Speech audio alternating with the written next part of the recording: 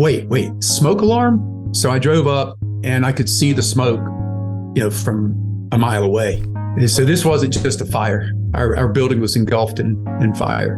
And I think at the time, I don't remember our square footage. It was probably close to 10,000 square feet. Got there and there were 11 fire departments there. No. I called my wife and I was absolutely gutted. I was crying, sobbing, just like, it's gone. Everything's gone. I couldn't move, and I finally got my shit together and I stood up and I started fixing things.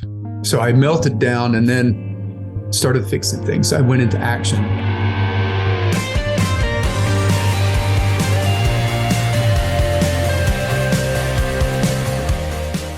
From Escape Collective, this is Overnight Success, the podcast about the entrepreneurs, the personalities, and the passionate people who make up the sport of cycling and the stories behind the icons they've built. DeFeet is mostly thought about as a sock brand, and that's largely the case, even though they also make arm warmers, gloves, and base layers. After 31 years of being in the trade, they're the longest standing business dedicated to socks in the cycling industry that I'm aware of. Back in the 90s, socks may have been the least interesting and most neglected piece of apparel in the cyclist wardrobe, or any athletes for that matter. They were just a flimsy tube of cotton or wool that covered the feet. It was a thankless job that nobody really gave too much thought to. What it took to change that was a man by the name of Shane Cooper, who had a unique set of skills, hobbies, and passions that all miraculously came together to change the game in socks.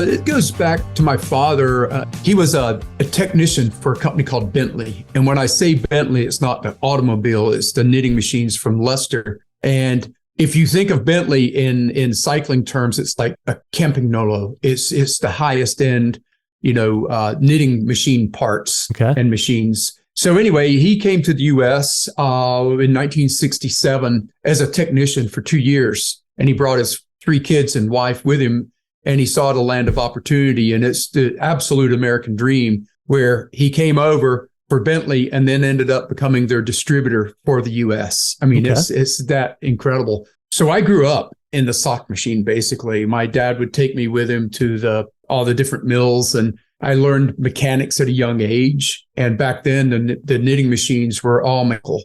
So when I did apply myself to a college degree, I did study electronics engineering, which was the time when machines were going from mechanical to electronic, which was huge. And so that's kind of how I started DeFeet. I had my father's upbringing around the sock machine, and then I ended up buying a machine from him, actually. On the sock side, that's kind of how it came about. Did this really interest you, or was Dad making kind of, because I imagine socks weren't a hugely sexy product at the time. Was it something that interested you? Or, because I do know that you have a huge passion for music, and it seems like that's the career path that you went for early on. Yeah, I kind of left that kind of blank, kind of vague right there. And so, no, I didn't like socks. Who liked socks at that age? The electronics was cool because it was just coming about. Yeah. But right out of high school, I joined a band. Yeah. And so I traveled. I was the worst musician in the band, but I ended up kind of leading the band. But we ended up traveling the East Coast as a college band. And we had a recording studio, which I learned quite a bit from. And then, we were very fortunate. We're paid a salary. I mean, what musicians are paid a salary in a company, have a recording studio, and then get to go travel on to the college circuit. Yeah. So that's where my passion was. It was in music, but I was also a smitten cyclist. So cycling, I would take my bike with me to all these colleges, and I'd ride with the fraternity guys. Right. While the sound was being done, I'd go ride, and so cycling and the band and socks were kind of all hanging around together in my brain. When the band stopped when I was 26, I wanted to go into cycling, as much as I could. Again, I wasn't a good enough cyclist. I met my wife at a bike shop, and the reason she's very important in this beginning is it was probably 1987, and we started romancing, and we're both bike racers. And it got to the point where we started racing bikes together, and she could win money and I was spending money racing bikes, but she was good enough to win. So she was supplementing her income and I was wasting mine. And so in 1992, we got married, went to the Tour de Pont on our honeymoon. And by November, I had found a way to get into the sport that I love with something that I knew as a kid. And I was in the passion, and I found a way to create DeFeet. All those things came together. You were thinking at this point that, what can I do with my life? Hey, I've got this, I've got that. Let's combine them. Or how did that what was the impetus behind that thinking and how you actually made a sock? Well, at 27, I'm not sure how much I was thinking. It's funny how they all come together, because I think I mentioned it just a little while ago. Music taught me how to be a member of a team. It taught me leadership. It taught me marketing. And so did cycling, because I became the team leader because I was getting the sponsors. And, you learn how to delegate. All these things were coming together. And then when the DeFeet egg started to boil, I want to create. That's one thing that I do a lot. I'm into art. And I was able to create this idea at the perfect time in cycling. And it was taking some of the yarns that I discovered through cycling. I discovered Coolmax. I mean, if you remember the Tour de Pont, which was where we went on our honeymoon, DuPont, well, damn, they sell Coolmax. They had thermostat, they had Kevlar, they had Enron, and they had carbon fiber, all these things that are used in cycling. And so, yeah, I learned about this Coolmax fabric. So all of a sudden I wanted to improve the sock. Okay, so I'm armed with my family knowledge, and I start to wrap it together and with this new material. And so we created the aerator. And once we created this aerator, I knew that we had something special. What did socks look like at the time? Like, there obviously was a problem that you saw that needed to be solved. Well, think back to the machinery that I mentioned earlier from England. They were jacquard knit, which would be very, very rudimentary, if you will. The colors would be very woven into the fabric very closely, and it was very difficult to see a logo. And so the new machinery that was able to do a true motif print, almost printed, but it's not printed, it's actually knit into the side of the sock instead of woven integral into the knit. So this new motif could be put on the side of the sock, very legible. And so I saw that from the computer-aided graphics side as opposed to the old mechanical one. So I saw that part. But adding the Coolmax, the way this is important. Now, the way you asked what they looked like, you would wear them one day and they would be toast. They had bad construction, not durable, and not very elastic. They were just a tube of cotton. The tube of cotton or a tube of wool, right? You're right. But the way socks are sold is they're sold by a technique that's called hand. And what that means, when you walk into a shop to feel a sock, you feel the outside of the sock, right? Yeah. So you're feeling the cotton or the wool. But what's on the inside of that is a nylon rebar. And so your foot's sitting on a bed of nylon rebar. And so when we created the aerator with this new technology, this new space age material, Coolmax, which was soft and it was tetra-channeled wicking material, we put it where your foot sweats on the bottom. And then we put the nylon to the outside. And that was our secret ingredient into the aerator, the very first sock. So it had some very high-end properties to it. So it was durable, it wicked moisture, it fit really well because of the new techniques in knitting, and it also was customizable. Yeah. And you could put your logo on the sock. And at the time in the US, it was illegal to have any other color sock than a white sock. Is that right? That was like what, a UCI rule or a USA cycling rule? USCF rule, right. United States Cycling Federation. It sounds like you knew a lot more about socks than just the machine, like to be able to do everything you just described with materials and moisture wicking channels and all that. What was your first try like? When the first sock you made, is it much different than the aerator is today, or was it pretty bad looking back at it, or pretty basic, I guess? The first aerator, the difference would be I had my fax number stitched into the bottom of the sock. We don't use a fax anymore. Is that right? And the first order was for the team that I worked with, and it was a $300 order, that helped me pay for my racing. So That very first sock is very similar to what you see today. However, we had a 3-inch cuff. Yeah. And now the cuffs are 6 inches. And that's a whole nother story. That's a big debate in itself. Yes. That is it. Yeah. You saw that a better sock could be made. You went to the Tour de Pont. You made, a batch of 300, as you just alluded to? Or what was the start of it? And was it a bit crazy thinking back? Because socks, like we talked about, weren't overly a technical item or like something that anyone put much thought into. Was it a bit crazy looking back, thinking that you could change that game at all? Or did it make complete sense to you at the time and now looking back at it?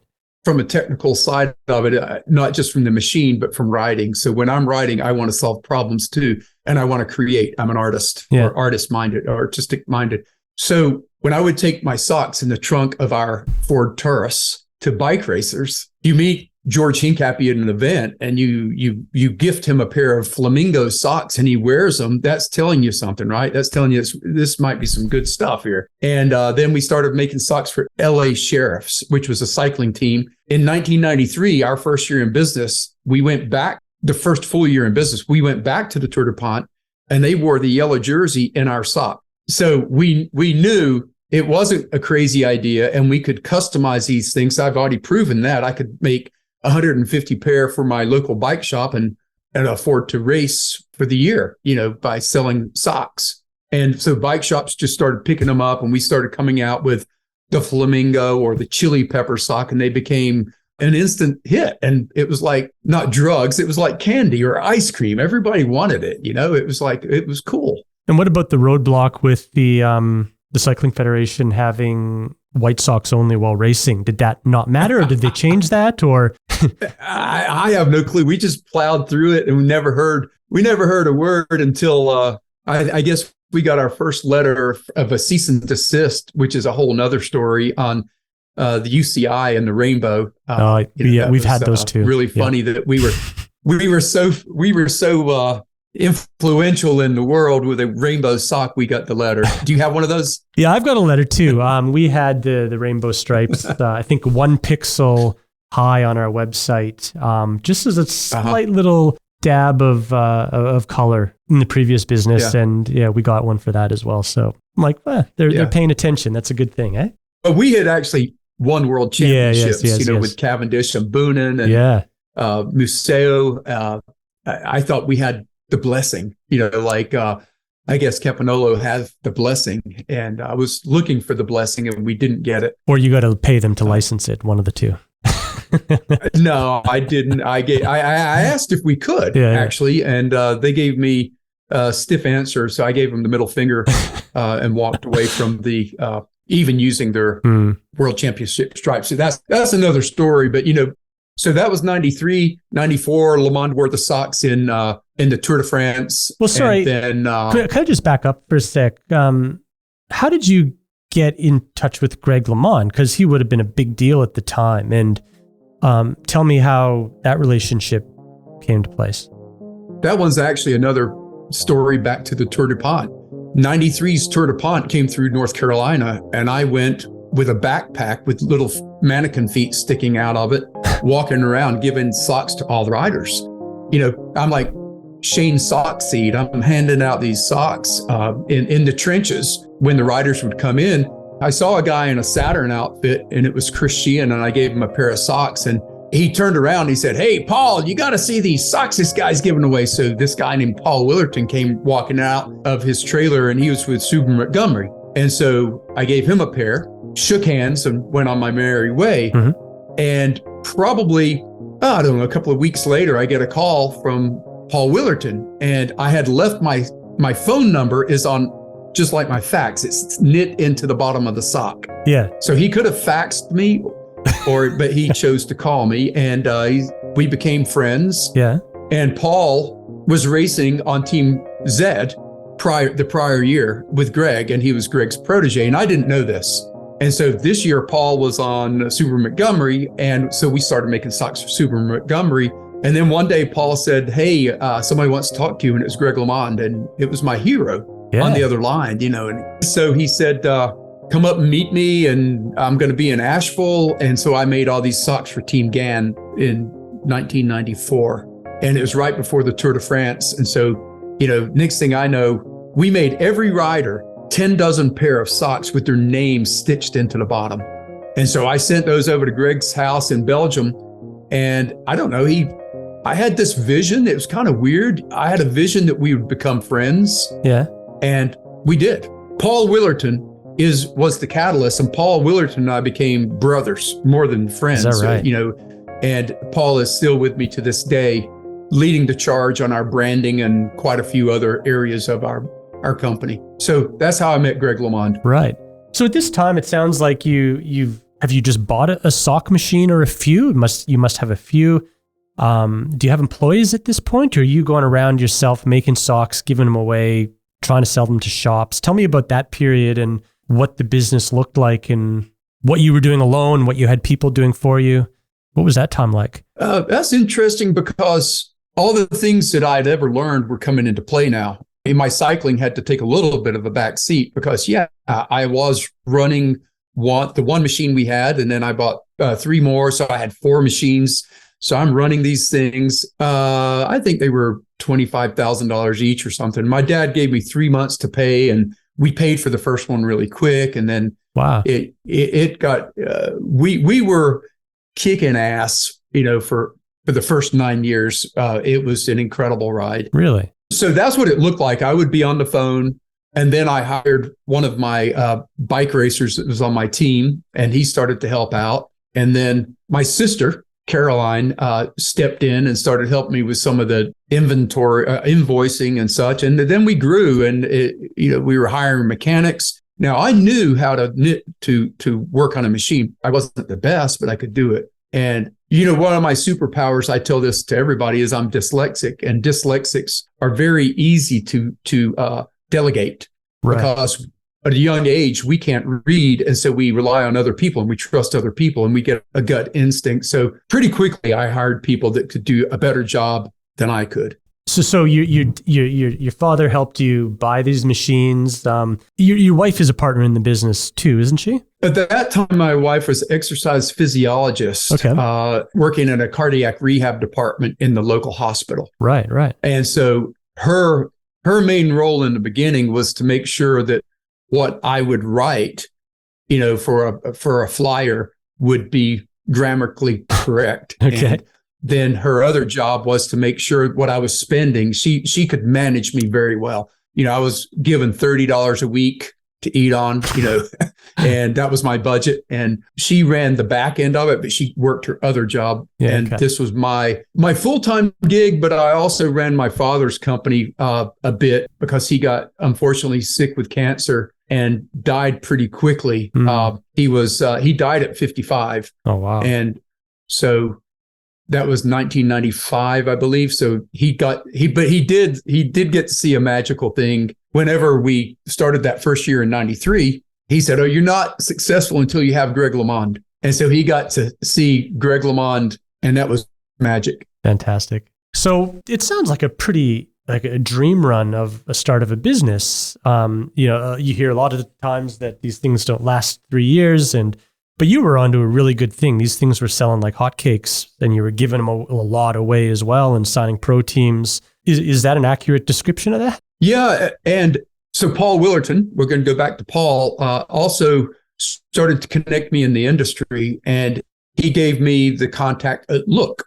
Jonathan Boyer. Jonathan Boyer was the first American to ride the Tour de France, is what I believe the statement is. But anyway, he had a company called Veltic Boyer, and they were out of California. And I met him at Interbike, and we sold Look, a sock, which turned into CD, Look, and then Bell, Giro, Rock Shocks, Shimano. Every company at the Interbike trade show had DeFeet socks, and they became like currency. People would trade the sock for, it's like Beanie Babies. I'm going, holy shit. Everything we did up until 2001, everything we did was successful. And that can be bad for a person. And I became quite egotistical because, we came out with an arm warmer. We got a utility patent, and it was highly successful. The Neeker, the Slipstream, the DuraGlove, all these things that were invented here at DeFeet. were really good values and incredible products. And so the pros, Mario Cipollini and Tom Boonen,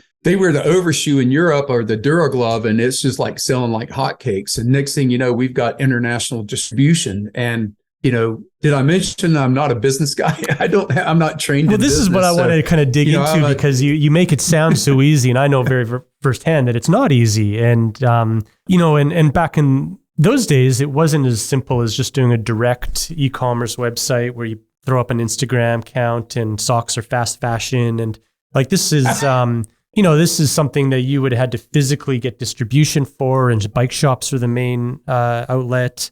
When you think back, was it quite a slog, or was it you just had good people around you who did this and it happened? I know it's not that simple. I think that, of course, the team, it was definitely a huge team effort, and the people that I'd hired really took the ball and ran with it. Relationships that I would establish, I still have most of them to this day, whether it's our English distributor or our Belgian distributor. Ethics, I guess, go a long way, and they build upon themselves. And our socks were selling themselves at that time. There was no competition.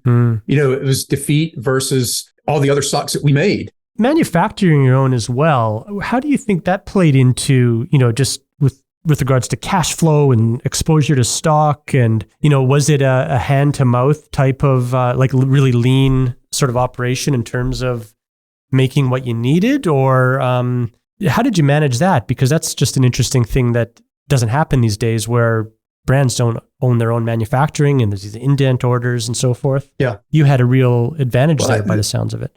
We had a great advantage. And at the time, all the CFOs, CPAs, business school graduates, MBAs were all saying, take your business to China. And we didn't. We started in the heat of NAFTA, the North American Free Trade Agreement, and we stayed put. And the reason we stayed put is because of probably my desire to create and product development. I couldn't stand to give any of our ideas away and let other people steal them. So I was very protective of that. And that secret sauce is why all these brands were coming to us. And it was chaos, I'll admit. We were on QuickBooks.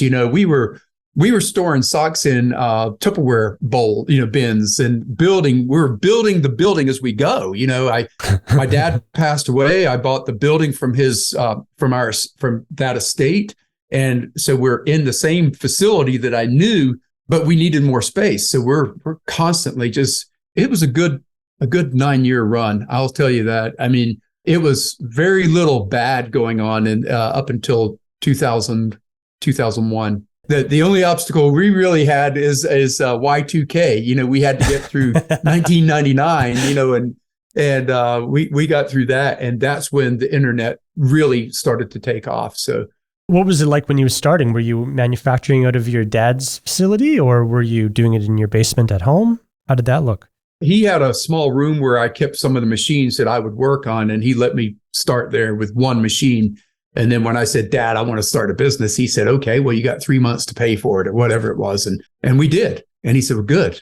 Now you need to get Greg LeMond, Yeah. And we did. Was there a defining moment that you can recall that there was this period of, you don't have a business when, you're starting out, often people don't feel like that do, but was there a point where you're like, I have a business now. We're making money. Was there a defining point you can remember back, or was it just, it sounds like you had the confidence that this is it? Yeah. Well, my wife is so good managing money, whatever. Yeah. And so I never really even saw the money, but we plowed everything back. I'd say, we need more machines. We'd go buy more machines. We'd pay the bank. The bank's going like, you paid that loan off too much, too quick. Use our money a little longer. But no, we plowed through that. So I never really felt accomplished that I'd had any success until the success was taken from us. Yeah. And that's when I realized, holy cow, that was a good 9 years. And then give me some examples of, in hindsight, how you feel you were getting cocky. Was it just such a good run that you thought you were invincible and making some bad mistakes? Or yeah. No, we didn't make any. Well, we made mistakes, I'm sure, but that's not what got in the way. Bad luck got in the way, I guess. I did get a mirror for for Christmas one year for my weight room, and I cracked it. And I think that was 2000. And then 2001, of course, the infamous fire that we suffered. And that that was a light ballast blew up. How do you stop a light ballast from blowing up? You don't. I was cocky. My friends would probably say that. And I probably needed a little bit of leveling off. I wasn't doing anything crazy or anything, but I was definitely thinking I was invincible. What age was I? Close to 40, something like that.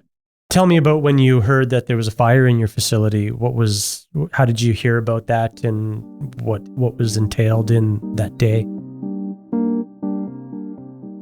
2 weeks prior, we'd had a burglar alarm go off at the factory. You know how those early systems were. I go up there and looking for somebody in the building, and there's a bird in the building. I'm going, oh, shit. A couple of weeks later, I get the phone rings and it says smoke alarm at the office. And I'm going, I'll go back to sleep. 6 o'clock in the morning on a Saturday. Wait, smoke alarm? So I drove up and I could see the smoke, from a mile away.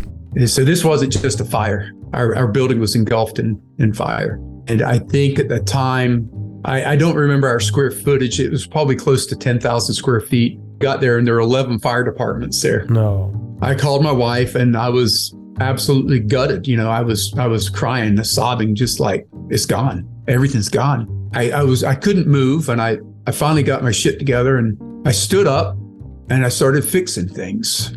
So I melted down and then started fixing things. I went into action. So day 2, it was a crime scene for... Yeah, day 2, you've got nothing. Nothing. You've got smoldering crime scene. Wow. Yeah. And so a fire, the ATF, the fire marshal, insurance subrogатors, everybody's there, and you can't go in because it's... Your inventory's in there as well as your machines.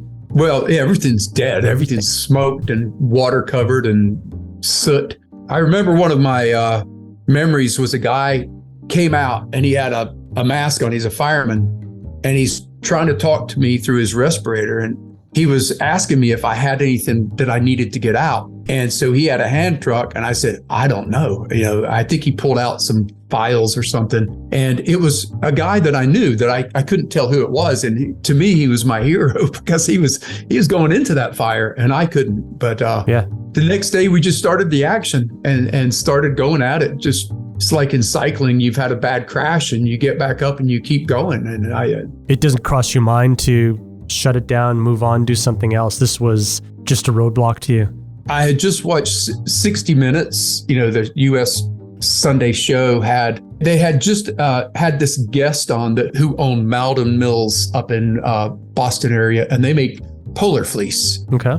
Like the fluffy sweaters of that era. And he lost his company, and they were interviewing him. I think his name was Feinstein. And he employed his story was, I'm going to employ my employees to rebuild our company. So I did the same thing.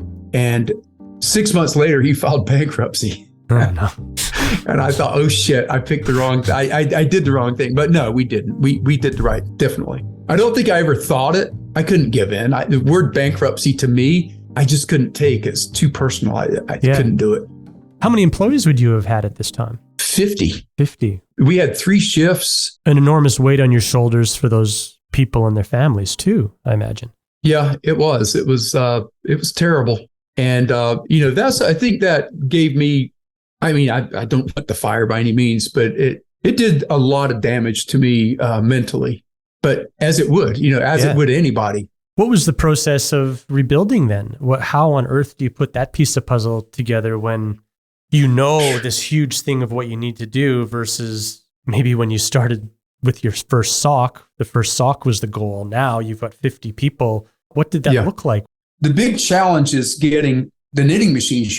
How many knitting machines do you need all at one time? Yeah. That was the big challenge. Yeah. And then we relocated real quick. Luckily, there was a hosiery mill that had just shut down. We occupied their space, and we started challenging the yarn companies or the machine companies to create machines for us, and they had to be a certain productivity. And the good news is we started getting new machines. Within, I think it was 9 months, we were back on. Is that right? 9 months. 9 months. We moved back in. How did you fund this? Because this would have been expensive as well. Was it insurance or was that straightforward, or? Insurance covered the large majority of it. However, there were some things that happened due to mistakes. Like our insurance guy, we had just bought a batch of like 10 machines, and we had ordered insurance on them. They had delivered and they had put them in our building. He was on his way next month to come and put them on the policy. So the only policy we had covered on that was ocean freight instead of, inside. So we lost those machines. Right. Our insurance company turned into a battle on the business interruption. And it took us 3 years to settle that. They came in and offered 3% over what we had done last year, but we were doubling our sales every year, and we settled for 33%. They offered 3% and we settled for 33%. But meanwhile, the even worse thing happened. I had trusted somebody to run my company that didn't have the same ethics as what our company had. And during that time period of the rebuild, I started getting some bad things happening at the company. And that lasted too long, actually. And so that was more depression for me. It took us 7 years to get profitable again. Right. Now, remember, we had 9 years of incredible and then 7 years of hell. And I became, I didn't know, but I was definitely depressed, and I had a lot of issues going on then. I would have much rather been cocky guy than depressed guy. But once I got that sorted out pretty quickly and took the person out of the role that was causing the ethical problem, we got profitable in 2008. And you know what happened in 2008? The economic How did the GFC crash affect you? The GFC? Yeah, the 2008 economic crisis. Yeah.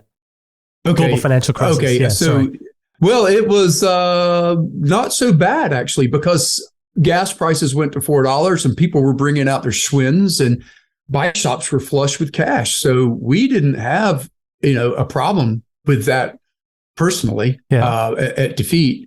And we started to fly again. And that's when great things were happening. Is that right? So that was an opportunity for the company and how things pivoted with people's recreation. And that's great. Yeah. And so our business started to flourish and started to get back where it should be.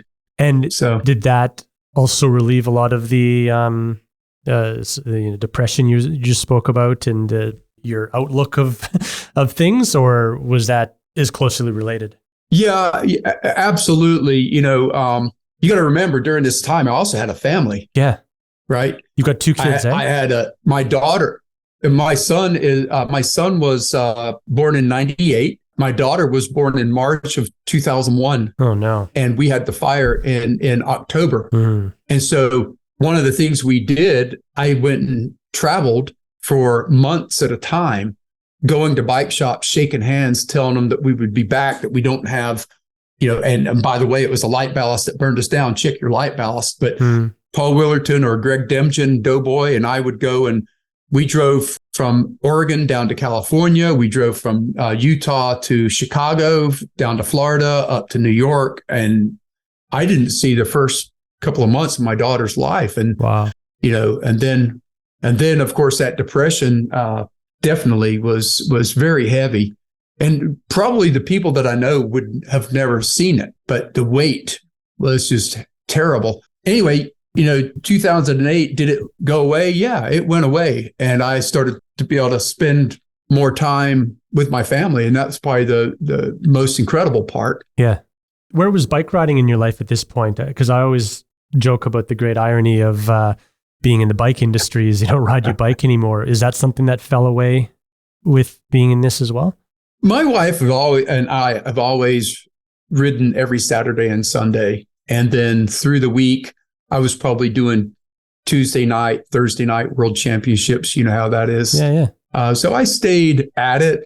Yeah. So I stayed on the bike. I don't think I let the bike slip away. And probably that was a great place for me to find myself and remember who I was. It's in the core, being a cyclist. I did gain weight and my wife lost weight. And so it was an ironic thing to, my wife started beating me on the climbs pretty early, as soon as I got up to probably 200, she started dropping me, and I still can't catch her. We're both over 60 now. So you have a heck of a lot of amazing athletes with amazing results in some of the biggest races in the world wearing your product. It might not mean a lot to the average fan, but what does it mean to you? It must be amazing. Well, I think, Paul Willerton taking that sock in the very beginning, getting it to Greg LeMond, where he wore a 4 or 5 inch black Dan sock in Paris-Roubaix. Then they wear the yellow jersey. It was incredible. But more so than that, because of these riders, I walk into a Belgian bike shop and DeFeet socks, I forgot what year it was, 97. DeFeet socks are in a Belgian bike shop. That's the motherland of cycling. Then what I started to do is listen. We listened to the riders. And so when Paolo Bettini and Freddie Rodriguez came to me and they said, hey, this speed play pedal is too uncomfortable. I need a little bit of padding right over that area. So we listened to them and we created the sock. And that sock today is our Ciclismo. So that's where it came from. Is that right? From Paolo Bettini and Freddie Rodriguez. So yes, it's wonderful that they're wearing them, and our branding is on Tom Boonen, Mark Cavendish, you name the teams, Caleb Ewan. Museo's here BMC. Pointing to his leg, wearing your socks as well. Looks like he's pointing to your sock in the Velodrome of Roubaix. Well, he had, the funny story about that is Museo had just recovered from crashing in the Ehrenberg Forest, and he got pig shit in his open wound and almost lost his leg. Yeah. So the next year he came back and he won Paris-Roubaix, and he's pointing at his knee. Yeah. And I wrote to him, I said, Johan, tell everybody you're pointing at your sock, and I'll put it in an email. And in the mail, I get his shoes and his helmet. I have no clue what he thought I said, but I got his shoes and his helmet from that day. And I've got them on the wall at the office. But we have good relationships with our athletes still to this day. We sponsor a lot of Destiny, and we're listening to the riders. And thank God we are, because our latest product that we have out there is, I'm sure we'll talk about, is setting quite a bit of trailblazing. You did go into gloves and arm warmers, and you did base layers as well, right? Yes. What was the thinking and strategy behind that? Were all of these underserved niches in apparel, or were they just well suited to the machinery you had, or what was the thought behind that, getting into other things? One of our longstanding employees who was on my bike racing team, Scott Duncan, is in our product development. And Scott would go, Shane, is this all we have? Is this all we have? Can't we do something more? And so next was the Woolly Gator, then the Woolly Bully, and then the arm sleeve, the arm skin, which is got a utility patent. And what we figured out is we're really good at underwear. So we said, well, let's try a base layer. And our base layer is incredible. The DuraGlove, we kept going. And so socks are underwear for your feet. Yeah. So we started creating these products. And again, they were finding success. They were great value, and they lasted a long time, and they're performing really, really well. The first year of the undershirt, Bobby Julich wore it the Tour de France on the coldest day on the mountaintop. Forgot which mountain. And the next day, George Hincapie was wearing it on the flats on the hottest day. And I realized that the temperature difference in that product was fantastic. Then Jan Ulrich, he was sponsored by Adidas, but he would cut his DeFeet logo out and just leave a little bit so we could see he was wearing our product. Yeah. And a couple of times he did interviews in the undershirt. So those products were just going nuts. And again, that was part of the success. And we did try outerwear. Now, this is where we get into one of DeFeet's so-called failures, which pretty much any business will experience at some point. Now, I figured I'd paraphrase this part, as it gets a little bit tricky and controversial for Shane, as he didn't want to talk about it. But I've heard whispers of this happening, and I've asked others, and here's how the story goes. And I'm sure there are many other sides to it. Back in the height of the Lance Armstrong era in the early 2000s, DeFeet ventured into the outerwear business. That is, jerseys, shorts, vests, jackets, etc. Much of the success of DeFeet's outerwear apparel line relied on the good standing relationship with Greg LeMond and his bike brand that was now owned by Trek. Trek had the distribution of LeMond bikes at the time, and DeFeet was completely reliant on this. Unfortunately, LeMond and Armstrong had a very public fallout with regards to Lance being criticized by Greg for his relationship with the notorious doping doctor, Michele Ferrari. As Lance was known for doing, he crushed anything in his way, and DeFeet's outerwear clothing line didn't make it any further into Trek's distribution of Le Monde bikes. As you'll probably know, Le Monde bikes didn't last for much longer under Trek either for various reasons, and that I don't have the full story to. Rafa came out, and they came out at a perfect time, and they used the media of direct to consumer and incredible products. Everybody loved the way it looked. It was bromance times 10, and there's no way we could have caught that once that caught on fire. But we had gone very similar direction to what they had. Arguably, however, they created a whole new market because a lot of Instagram brands have grown up to be proper brands like MAP. I don't think they could have done what they've done without Rafa, arguably. I don't know, maybe not, but it doesn't give them enough credit. But I think they did. I think what they did is they brought in a sense of fashion that wasn't in cycling. And I think that, your generation, my generation was a little bit more on the technical side, and we all looked the same. We had black shorts and whatever, red, blue, or yellow jersey. That was about it. But, you guys are coming, nowadays they're wearing green shorts and blue shorts and brown shorts, and it does make a difference, and it sells a whole lot of product. Yeah. But MAP, and there's so many good brands out there that are doing an incredible job, or not. And Ostroy, there's incredible fashion. And the new one from the female side of things, Not Valesio, they've done an incredible job too. I want to give credit to the Instagram companies that did create an incredible environment, and that goes back to 10 Speed Hero, to The Athletic, the Handlebar Mustache, Seiko 7, and Rich Supply. Out of all those guys, and there's bukus more, and they chose DeFeet to make their sock. Yeah, that's right. And they brought fashion like you wouldn't believe, and they really, really notched up the game. And I had to get competitive with those guys a little bit, and Rich Supply is still doing an incredible job at it. That's one important part about DeFeet and why we survived. And I haven't even said the word custom socks. We make custom socks. We make the best custom socks on the planet, damn it. And we make them out of the highest quality material. And I don't want this to sound like an ad, but that is our advantage. The technical, all the things that we did, all the yarns that we use, we also can do a custom product. And that's when we went back to being the Beanie Baby of the trade show, the trade show currency. That's because we made great product, but we made it with your name on it. Yeah, that's the beautiful part. So our custom department is the leader.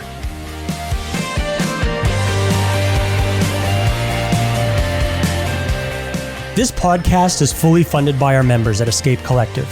In fact, all of our content on our website and our podcast network is 100% supported by our members who believe that cycling media should be independent from the sport and industry we cover, and that we should exist to serve you rather than live or die by our ability to be a platform for the sole purpose of selling you more stuff.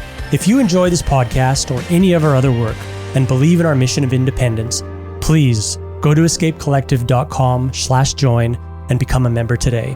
Thank you for your support.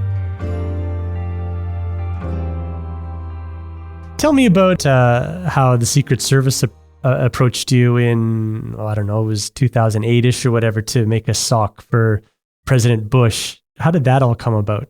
So let's see, how did it come about? Jared Weinstein was George Bush's aide. That was his number one aide. And I think Weinstein had been to Duke University, which is in North Carolina. And for whatever reason, he was a big DeFeet fan. And he turned George, the president, into a big DeFeet fan.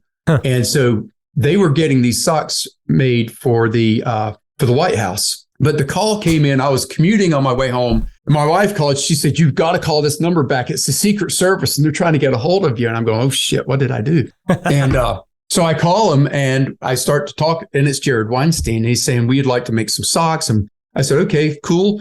We'll make them.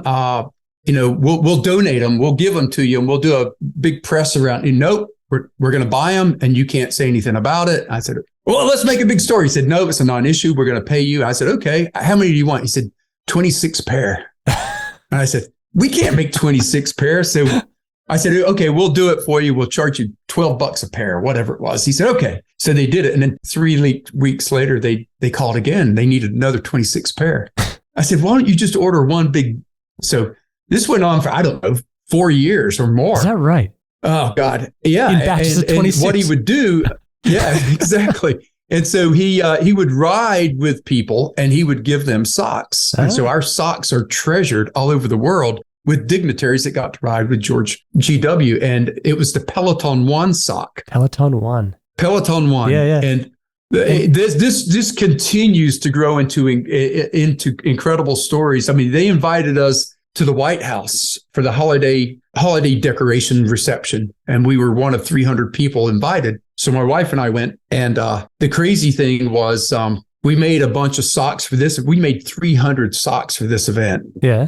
And we sent him the bill, and the stories inside the White House are out of control, and it was incredible. But the story after the fact is they didn't pay their bill because Obama got in and Obama sent that invoice that we had back, returned to sender. So he didn't pay for his socks. And I thought, damn, he finally got me. They got free socks.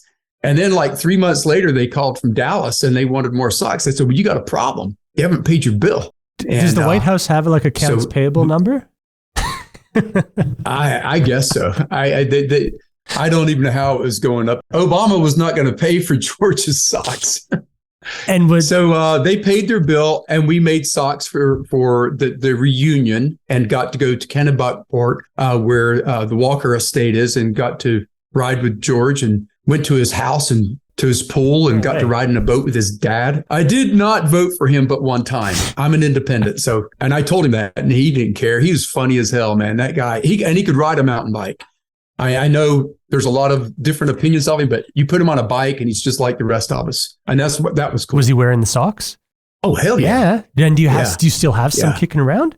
Yeah, we've got a 26 a stash of them. Yeah. And we have a picture and all that stuff. So yeah, that one was, so things were looking up, right? What was that? 2008, 2009, 2010, we won the Small Business of the Year award in North Carolina, and things are great. So you had another good run. That's impressive. And things were turning around. And then the pandemic hit in 2020. And what were your first feelings about what was going to happen to the business then, after you've had this, your first knock, I guess, to realize that not everything can always go well? Were you worried? Were you concerned? What was going through your head? Yeah, I think everybody was concerned and worried. I think I wanted to, find a way to fight through it again, and our way to fight through it, we had to lay people off just like everybody did. We couldn't go to the office, but we kept a family there, husband and wife, and they could go to the office and they could ship. And so we played around. And then I wanted to make sure a sock company for the cycling industry would be essential. Bike shops are essential because they're transportation. I talked to the governor. I talked to, everybody I could, and it was kind of up in the air. So I started to develop a nurse sock to make sure that we would be deemed essential. And we were making a sock with copper for antimicrobial properties, but it was also compression. Right. And I was hoping that we could get it to the front lines where the nurses were standing on their feet all day fighting the pandemic. And then all of a sudden we were deemed essential, and we fought through that one. It was difficult. The bike industry, except for tour operators and events, many found really good times within the pandemic. Was that the outcome for you at the time? We made it through the pandemic, especially 2001. 2021, 2022, it started to fall apart again. And then this year's been our worst year in our company history. And we've lost more this year than ever. Are you now bigger than when the fire hit in terms of, revenue or? Oh, well, we're probably not that bad from the fire because we could still produce such. Right, okay. But the amount of business loss this year, and it has to do with Brexit. Yeah, it has to do with the strong dollar. If you read the news today, Cigna, Sports, and Wiggle are all in trouble. Yep. And they kind of created the trouble, with the race to the bottom on pricing against bike shops. And yeah, there's some serious things going on right now. And I think if anything, we're in a survival fight again. And it's like we got to get through this one. I'm 60. Yeah. I got another 15 years I got to work. Yeah. Wow. So, do you see opportunity in this time, or is it a matter of day by day trying to get through this and just manage cash and employees and stock and all that? I would say that the opportunity lies in the community. I don't know if I've used that word enough, but the community of cycling is robust. And you go to an event and people are there, and we're not dealing with COVID rules. We're dealing with full races, full events, participants that want to be there, and that is there. But the bike companies that shoved the inventory into the small mom and pop shop kind of clogged up the arteries of cycling. But that's because they assumed that the wave would continue to go. The wave of after COVID, that people would continue to buy bikes, and they had that all those issues with supply chains and stuff. We didn't have those issues because we buy local yarn. Yeah, all of our stuff comes locally. Yeah. So, was there any, I suppose, consideration, or what's your stance on keeping manufacturing at home in the U.S. and buying local and so forth? Was it ever tempting to go overseas, or you alluded to it before about, how you don't want to let others in on your IP. What's been the thought process about keeping all of this at home for as long as you've been around? I have a real good friend of mine from France, and he said, "Why do I care if you make your product in North Carolina?" It's a good question. Why should he care? And I thought about it for a long time. Nobody cares that we make it in North Carolina. What they care about is it's made high quality. And the way you get high quality is you control your resources and you pick only the best. If I made a yarn out of crappy socks, so if I go to China and make socks, which I could do for a lot more affordable, then the product that you're going to get is not going to be as good. And you won't have the standards that we have here.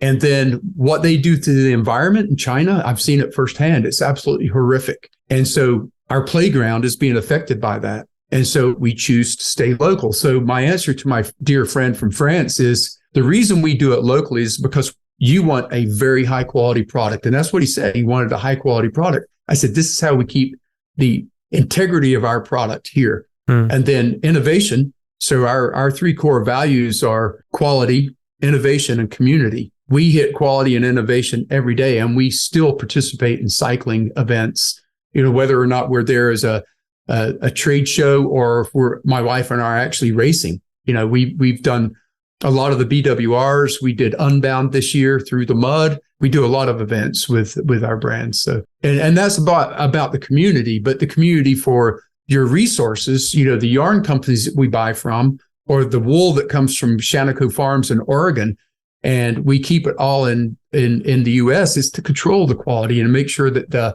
innovation that we bring to the table is head and shoulders above the competition.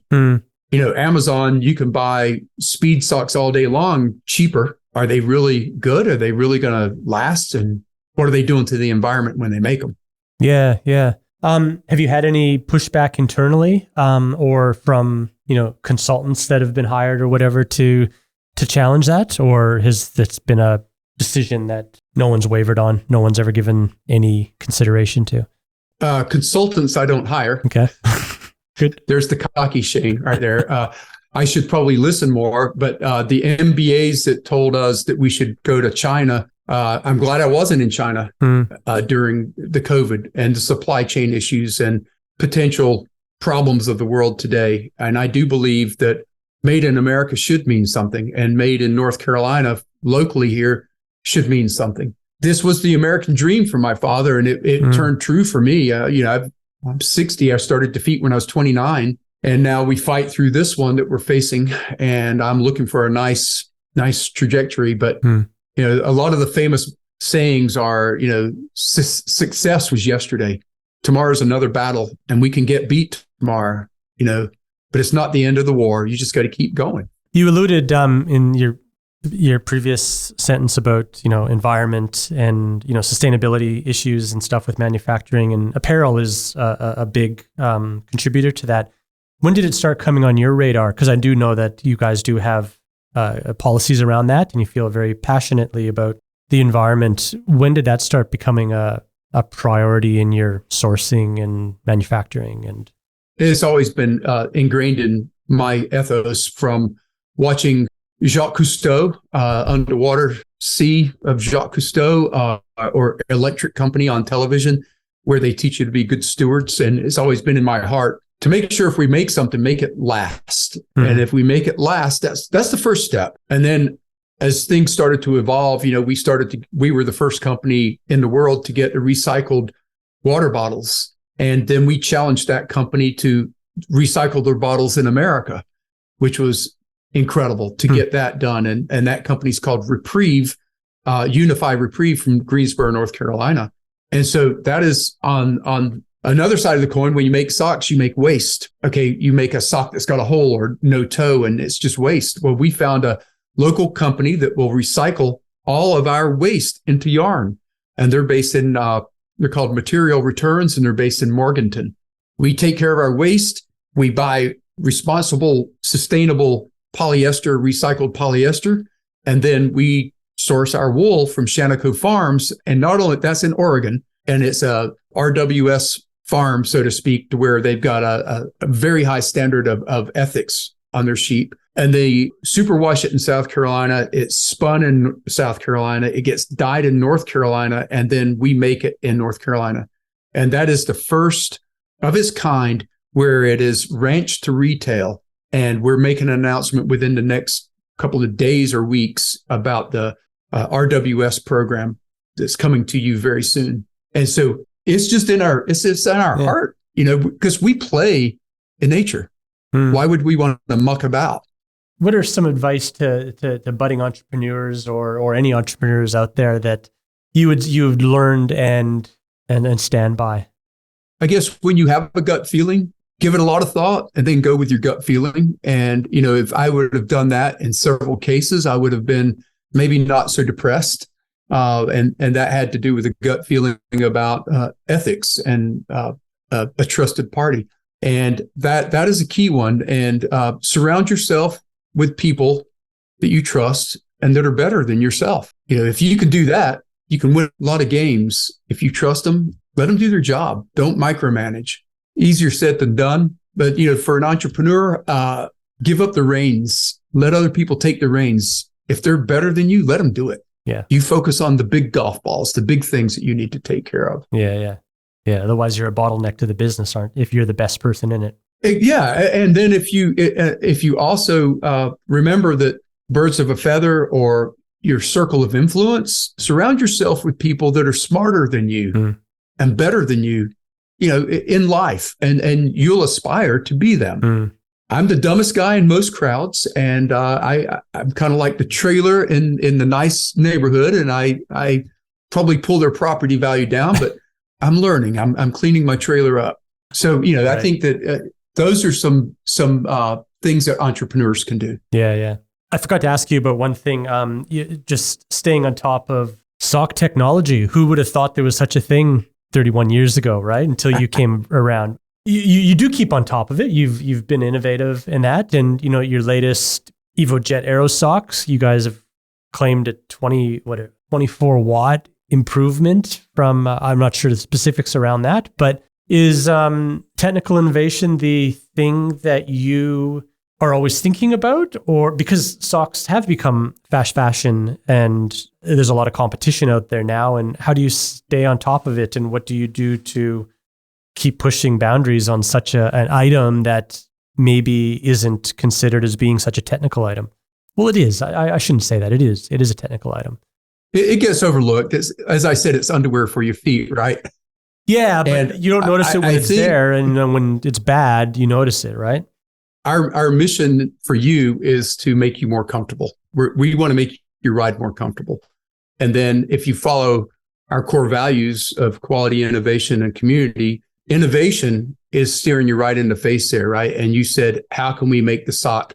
Well, I guess about in 2017, we were in our last year with Quickstep. We didn't know it, but this was our last year with Quickstep. We wanted to push the envelope with our sock. And so we started to see these clothing companies start to sew a cuff on a sock. It looked like shit. It was falling down their legs. It wasn't good for a long 5-hour race, but it was there. It's kind of like a needle in the side. I'm going like, I don't know about that thing. So we created the Evo Disruptor.